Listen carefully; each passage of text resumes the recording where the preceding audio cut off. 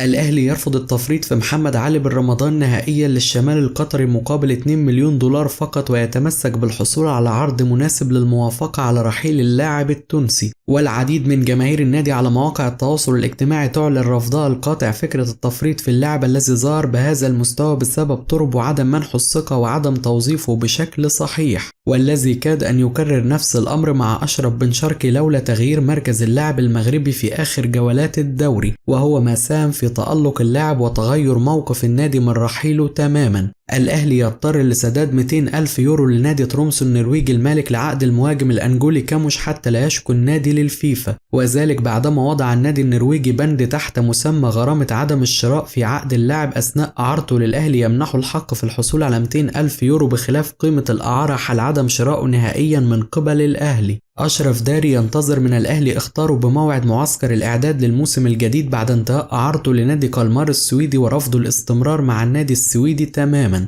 أحمد رمضان بيكم يرفض الاستعجال والتوقيع لبيراميدز رغم وعده بالمشاركة أساسيا وعرض عليه راتب أكبر من أي عرض سيقدمه له الأهلي، واللاعب يفضل الانتظار لمعرفة موقف الأهلي أولا احتراما للنادي. أنباء اشتراط أكرم توفيق الحصول على 50 مليون جنيه للعودة للفريق مجددا تثير غضب الجماهير الحمراء على مواقع التواصل الاجتماعي، والبعض يؤكد أنه لا يستحق حتى نصف هذا المبلغ. مطالب فيستون مايلي المالية الكبيرة ورغبته في الحصول على 2 مليون دولار في الموسم الواحد تبعد الأهلي تماما عن التفاوض مع اللاعب الكونغولي الذي رحل مجانا عن بيراميدز خلال الأيام الماضية. الأهلي يترقب انفراجة في ملف بيع جراديشار قريبا في ظل مساعي اللاعب السلوفيني ووكيله لإحضار عرض للرحيل دون مشاكل مع النادي. علي محمود لاعب إنبي يترقب موقف محمد علي بن رمضان مع الأهلي ومدى إمكانية تكثيف الأهلي المفاوضات مع إنبي لضمه بعد رحيل اللاعب التونسي، وذلك في ظل وضعه الأهلي أولوية رغم إغراءات بيراميدز وأهلي طرابلس. عصام سراج الدين مدير التعاقدات الجديد بالأهلي يعود من المملكة العربية السعودية خلال 48 ساعة بعد أداء مناسك الحج تمهيدا لاتخاذ خطوات حاسمة في ملف الصفقات الجديدة. ووليد صلاح الدين يترقب موقف النادي النهائي من استمراره من عدمه خلال الساعات القادمة لحسم موقفه من عرض زد وعروض المتحدة للعودة للعمل في قنوات أون تايم مجددا.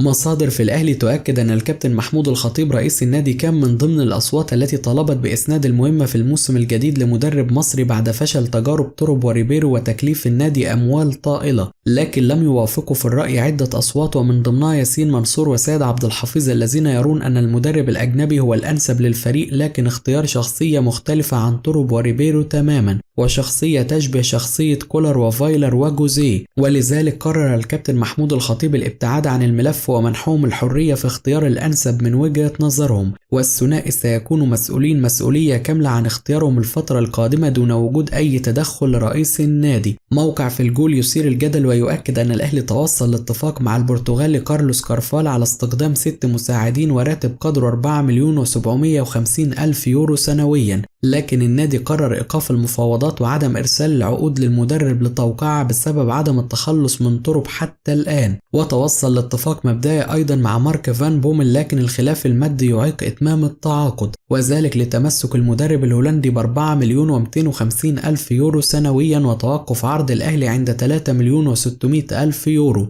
حسام حسن المدير الفني للمنتخب الوطني يبدأ في دراسة المنتخب البرازيلي على أمل تحقيق نتيجة إيجابية في المباراة المرتقبة قبل كأس العالم بعد انتقاد الكثيرين مراسم الاحتفال بالأمس. اتحاد الكرة يؤكد أن مراسم الاحتفال بعد مباراة مصر وروسيا الودية أمس كانت محاولة لرفع الروح المعنوية للاعبي المنتخب قبل السفر لأمريكا، وذلك بعد موسم عانى الجميع فيه من ضغوط كبيرة بسبب المنافسة على بطولة الدوري. عدة نقاد رياضيين ينتقدون بشدة خالد الغندور وبعض الإعلاميين الزملكاوية بسبب تحريض جماهير الزمالك على حسام حسن والمنتخب الوطني بسبب عدم اعتماده على لاعبين من الزمالك. شركة المتحدة للرياضة تعلن عن تخصيص منطقة في العاصمة الإدارية تضم أضخم شاشات العرض في العالم لنقل مباريات منتخب مصر في المونديال. إبراهيم حسن مدير المنتخب الوطني يبلغ لاعبي المنتخب بمنع الزيارات العائلية في أمريكا تماما لفندق الإقامة طوال وجود المنتخب في البطولة، وذلك في ظل إصدار أغلبهم التأشيرات لعائلتهم.